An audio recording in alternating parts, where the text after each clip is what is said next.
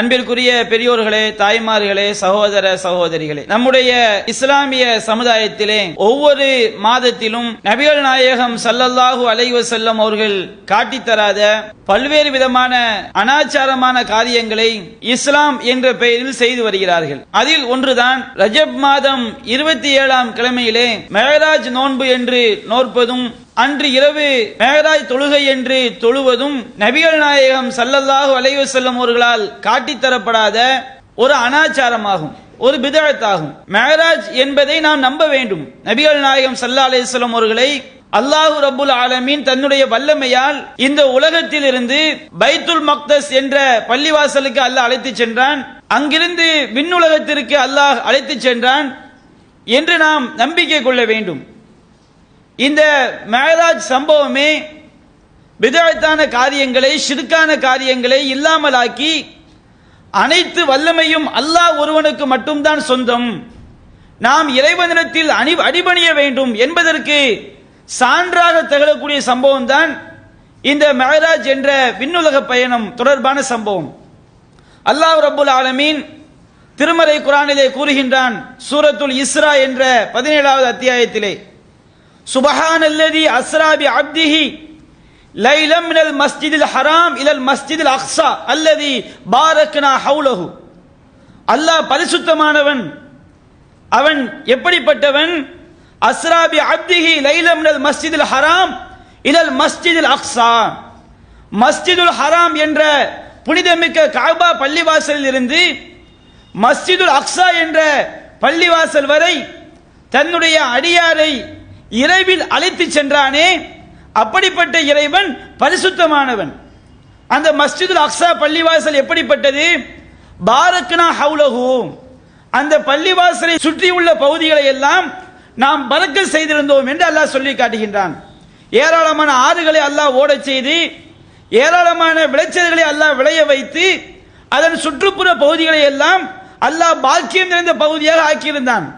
அப்படிப்பட்ட மஸ்ஜிதுல் அக்ஸா என்ற பள்ளிவாசலுக்கு அல்லாஹ் இரவில் தன்னுடைய அடியாரை அழைத்து சென்றான். எதற்காக? லினுரியஹு மின் ஆயாத்தினா, நம்முடைய அத்தாட்சிகளை அவருக்கு காட்டுவதற்காக என்று அல்லாஹ் சொல்லி காட்டுகிறான். இது நபிகள் நாயகம் ஸல்லல்லாஹு அலைஹி வஸல்லம் அவர்கள் தன்னுடைய வல்லமையால் செய்த ஒரு பயணம் கிடையாது. இதன் காரணமாகத்தான் அல்லாஹ் ரப்புல் ஆலமீன் தன்னுடைய அடியாரை, தன்னுடைய அடிமையை அழைத்து சென்றான் என்று அல்லாஹ் சொல்லி காட்டுகிறான். ஏனென்றால் எந்த ஒரு மனிதனும் தன்னுடைய மனித சக்தியால் ஒரே இரவில் இந்த உலகத்திலிருந்து விண்ணுலகத்திற்கு சென்று வர முடியாது.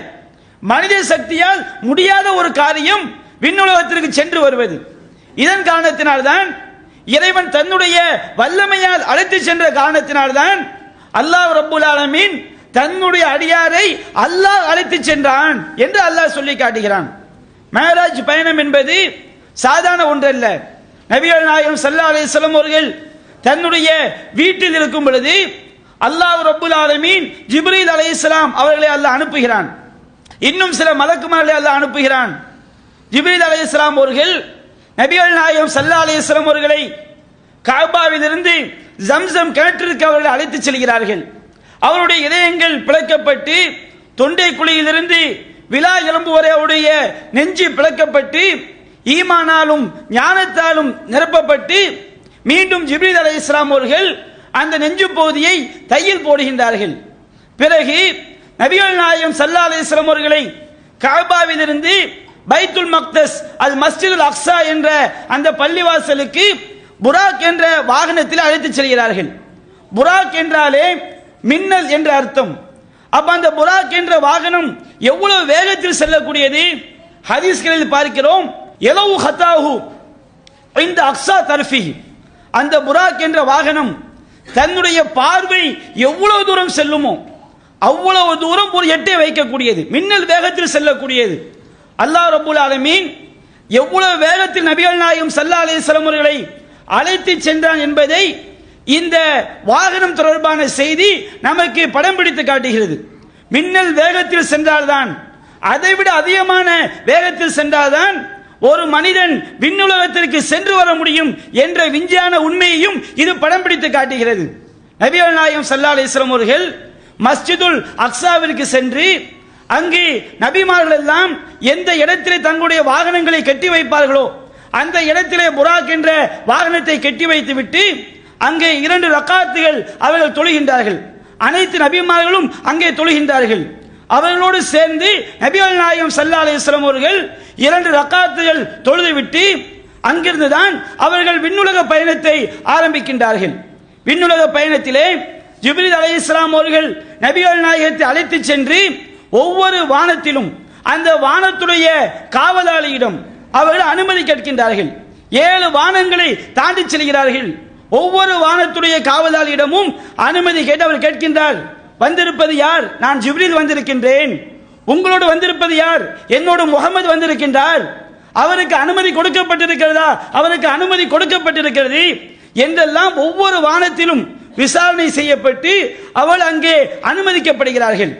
முதலாவது வானத்திலே அல்லாஹ் ரப்பல் ஆலமீன் நபிகள் நாயகம் ஸல்லல்லாஹு அலைஹி வஸல்லம் அவர்களுக்கு ஆதம் அலைஹிஸ்ஸலாம் அவர்களை அல்லாஹ் காட்டுகிறான். இரண்டாவது வானத்திலே ஈசா அலைஹிஸ்ஸலாம் அவர்களையும் யஹ்யா அலைஹிஸ்ஸலாம் அவர்களையும் அல்லாஹ் காட்டுகிறான். மூன்றாவது வானத்திலே இத்ரீஸ் அலைஹிஸ்ஸலாம் அவர்களை அல்லாஹ் காட்டுகிறான். நான்காவது வானத்திலே யூசுப் அலைஹிஸ்ஸலாம் அவர்களை அல்லாஹ் எடுத்து காட்டுகிறான். ஐந்தாவது வானத்திலே ஹாரூன் அலைஹிஸ்ஸலாம் அவர்களை அல்லாஹ் காட்டுகிறான். ஆறாவது வானத்திலே மூசா அலைஹிஸ்ஸலாம் அவர்களை அல்லாஹ் எடுத்து காட்டுகிறான். ஏழாவது வானத்திலே இப்ராஹிம் அலைஹிஸ்ஸலாம் அவர்களை அல்லாஹ் எடுத்து காட்டுகிறான். சமாதி வழிபாட்டை தரைமட்டமாக்கக்கூடிய ஒரு ஆதாரம் அல்லாஹ் ரப்பல் ஆலமீன் இந்த மேராஜ் சம்பவத்திலே அல்லாஹ் நிலைத்து காட்டுகிறான். என்ன ஆதாரம்? எந்த ஒரு இறந்து போன மனிதரையும் அல்லாஹ் கேட்பதை போன்று பிற மனிதர்களால் கேட்க வைக்க முடியாது. இன்றைக்கு கபரை வணங்கக்கூடியவர்கள் எங்கோ இருந்து கொண்டு முஹைதீன் அப்துல் காதர் ஜெயிலானி அழைக்கிறார்கள். அவரவர் வணங்கப்பட்ட ஊரிலே உள்ள மகான்களை அழைக்கிறார்கள். எந்த ஒரு மகானும் அல்லாஹ் ரப்பல் ஆலமீன் அவருக்கு உயிரை கொடுத்து ஒரு மனிதனோடு பிற மனிதர் எப்படி பேசுவானோ அப்படி பேசினால்தான் அவர் கேட்க முடியும் என்பதை அல்லாஹ் நிதர்சனமாக காட்டுகிறான்.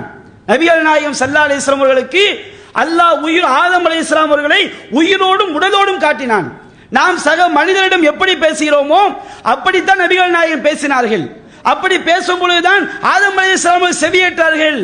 அப்ப எந்த ஒரு மனிதனும் அல்லாஹ்வை போன்று எங்கிருந்து அழைத்தாலும் எப்படி அழைத்தாலும் கேட்க முடியாது என்பதை இந்த மேராஜுடைய சம்பவம் படம் பிடித்து காட்டுகிறது. ஆனால் இன்றைக்கு என்ன பரிதாபம், வழிகட்ட உலமாக்கள் இதை சொல்லித்தான் சமாதி வழிபாட்டை நியாயப்படுத்துகிறார்கள்.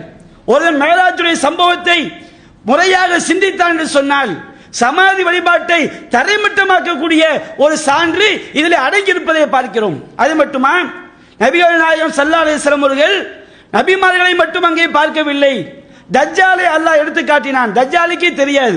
அவன் மேராஜ் சம்பவத்திலே நபிகள் நாயகத்துக்கு எடுத்து காட்டப்பட்ட விஷயம்.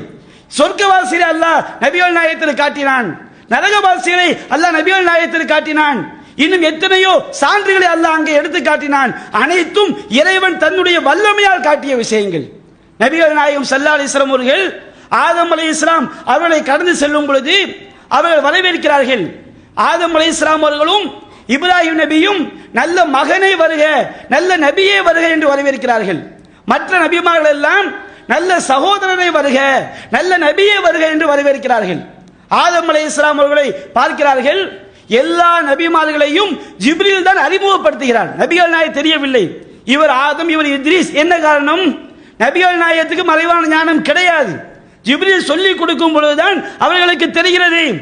அப்போ ஒவ்வொரு நபியையும் ஜிப்ரீல் அலைஹிஸ்ஸலாம் அவர்கள் அறிமுகப்படுத்துகிறார்கள். ஆதமை கடந்து செல்லும் பொழுது ஒரு காட்சி அல்லாஹ் காட்டுகிறான். அவர் வலதுபுறம் பார்த்தால் சிரிக்கின்றார், இடதுபுறம் பார்த்தால் அழுகின்றார். வலதுபுறம் ஒரு பெருங்கொண்ட கூட்டம், இடதுபுறம் ஒரு பெருங்கொண்ட கூட்டம். அப்பொழுது நபிகள் நாயகம் கேட்கிறார்கள், ஜிப்ரீலே இது என்ன?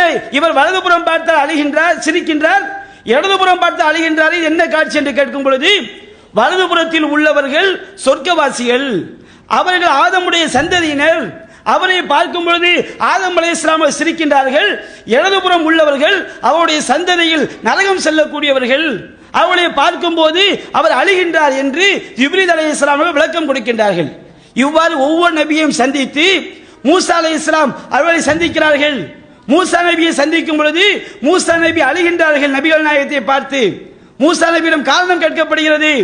எதற்காக அழுகின்றீர்கள் என்று சொல்லி மூசா நபி சொல்கிறார்கள், எனக்கு பிறகு அனுப்பப்பட்ட இந்த முகமது நபி இவருடைய உம்மத்தில் அதிகமான மக்கள் சொர்க்கம் செல்வார்கள். என்னுடைய சமுதாயத்தில் சொர்க்கம் செல்லக்கூடிய மக்களை விட இந்த முகமது நபியுடைய சமுதாயத்தில் அதிகமான மக்கள் சோனம் செல்வார்கள். அந்த பாக்கியம் என்னுடைய சமுதாயத்திற்கு கிடைக்கவில்லையே என்று நினைத்து நான் அழுகிறேன் என்று மூசா நபி பதில் கூறுகின்றார்கள். மூசா நபியை சந்தித்ததை பற்றி அல்லாஹ் குர்ஆனில் சொல்லி காட்டுகிறான். ஃபலா தகுன் ஃபீ மிர்யத்தின் மின் லிகாயிஹி, நபியே அந்த மூசாவை நீ சந்தித்தீரே அதில் நீ சந்தேகம் கொண்டு விடாதே என்று அல்லாஹ் திருமறை குர்ஆனிலே விண்ணுலக பயணத்திலே மூசா நபியை சந்தித்ததை பற்றியும் அல்லாஹ் சூரத்து சஜிதாவிலே அல்லாஹ் சொல்லி காட்டுகிறான். இப்ராஹிம் அலைஹிஸ்ஸலாம் அவர்களை 7வது வானத்திலே சந்திக்கிறார்கள். அதற்கு பிறகு சித்ரத்துல் முன்தஹா என்ற இலந்தை மரத்தின் அருகிலே நபிகள் நாயகம் ஸல்லல்லாஹு அலைஹி வஸல்லம் அவர்கள் அழைத்துச் செல்லப்படுகிறார்கள். இதை பற்றி அல்லாஹ் குர்ஆனில் அல்லாஹ் சொல்லி காட்டுகிறான். வலகத் ரஆஹு நஸ்லத்தன் உஹ்ரா, அந்த சித்ரத்துல் முன்தஹா என்ற இலந்தை மரத்தின் அருகிலே மற்றொரு தடவையும் ஜிப்ரீல் அலைஹிஸ்ஸலாம் அவர்களை நபிகள் நாயகம் ஸல்லல்லாஹு அலைஹி வஸல்லம் அவர்கள் உண்மையான தோற்றத்தில் பார்க்கிறார்கள். ஆரம்பத்திலே வஹி இறங்கும் பொழுது உண்மையான தோற்றத்திலே பார்த்தார்கள். மற்றொரு தடவை உண்மையான தோற்றத்திலே பார்த்த இடம் எது? சித்ரத்துல் முன்தஹா என்ற இடம். அந்த சித்ரத்துல் முன்தஹா எப்படிப்பட்ட இடம்? இந்தஹா ஜன்னத்துல் மௌவா, அந்த சித்ரத்துல் முன்தஹா என்ற இடத்தில்தான் ஜன்னத்துல் மௌவா என்ற தங்குமிடம் இருக்கிறது, சொர்க்கம் என்ற தங்குமிடம் இருக்கிறது. நபிகள் நாயகம் ஸல்லல்லாஹு அலைஹி வஸல்லம் அவர்கள் அந்த சித்ரத்துல் முன்தஹா என்ற இடத்திற்கு வந்தவுடன் தான் பலவிதமான நிறங்கள் அவர் அப்படியே சூழ்கிறது. இதை பற்றி அல்லாஹ் சொல்லி காட்டுகிறான்.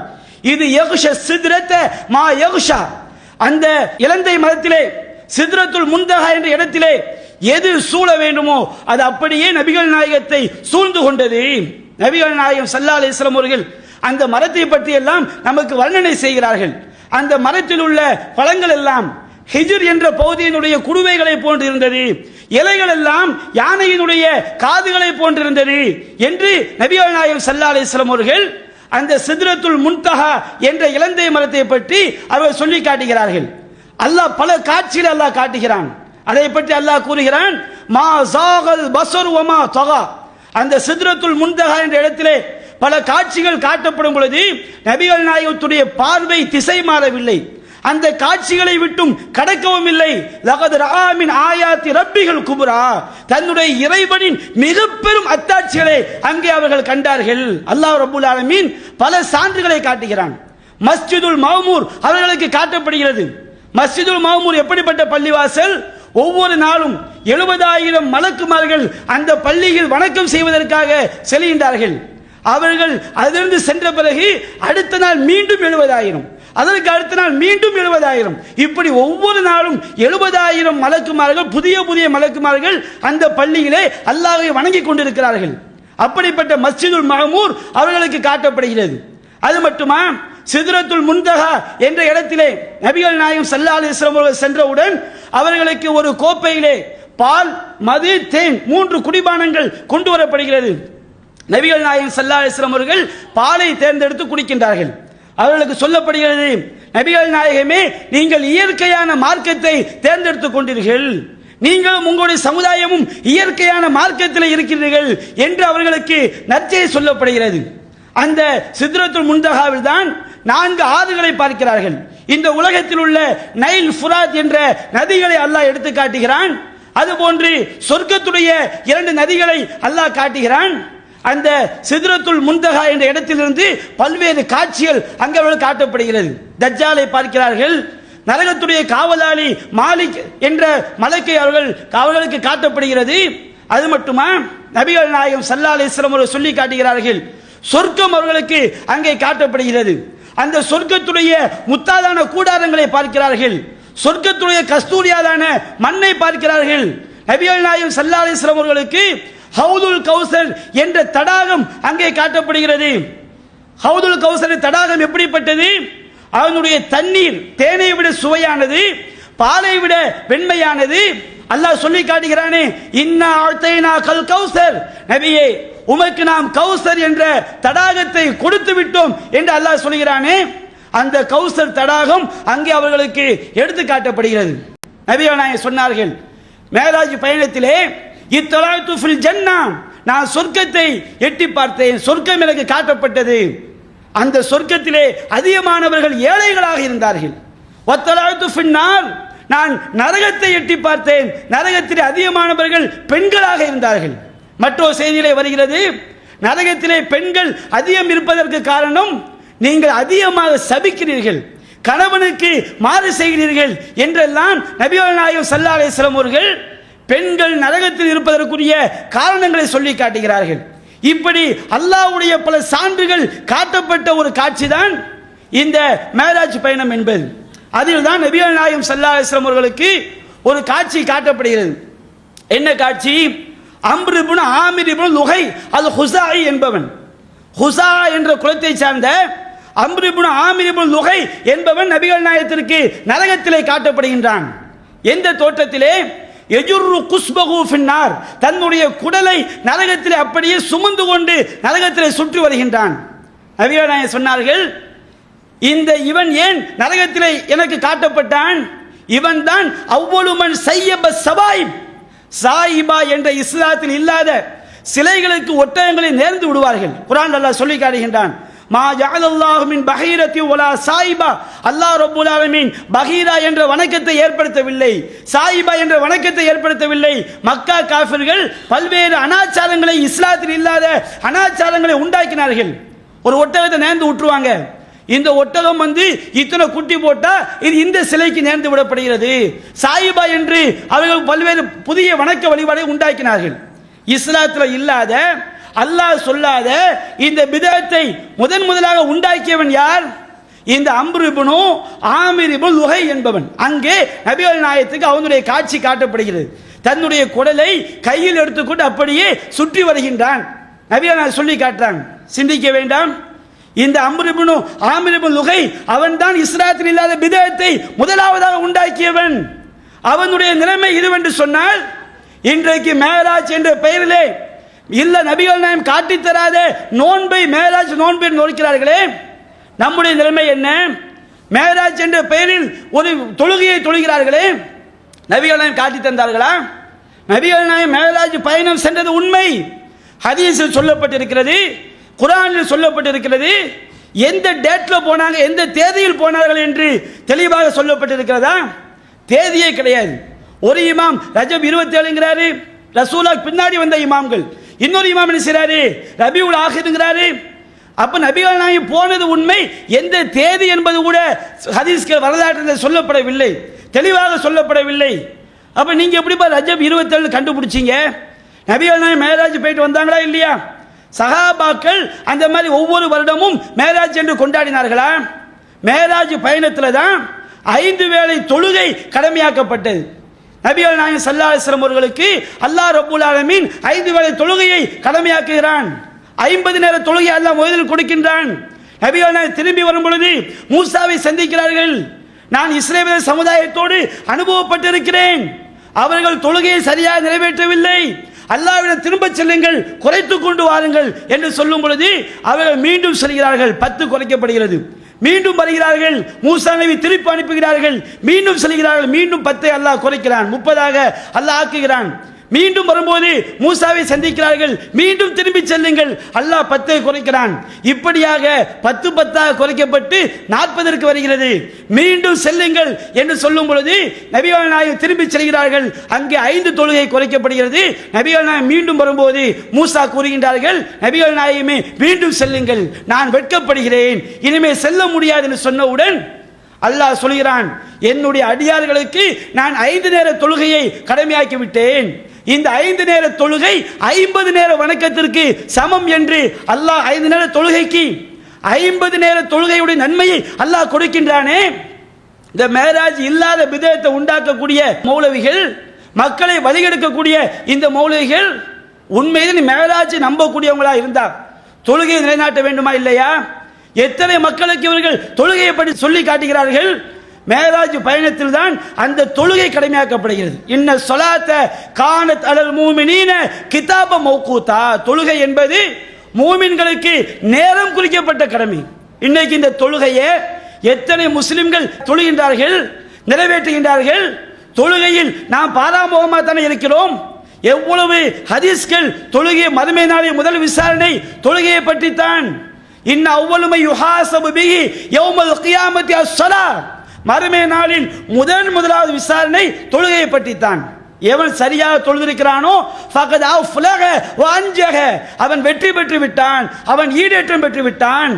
வமன் ஃபஸதத், எவன் இந்த தொழுகையை பாழாக்கி விட்டானோ ஃபகத் ஹாப வ ஹஸிர, அவன் தோல்வி அடைந்து விட்டான், அவன் நஷ்டமடைந்து விட்டான் என்றெல்லாம் தொழுகையை முக்கியத்துவப்படுத்தி எவ்வளவு வசனங்கள் சொல்லப்பட்டிருக்கிறது.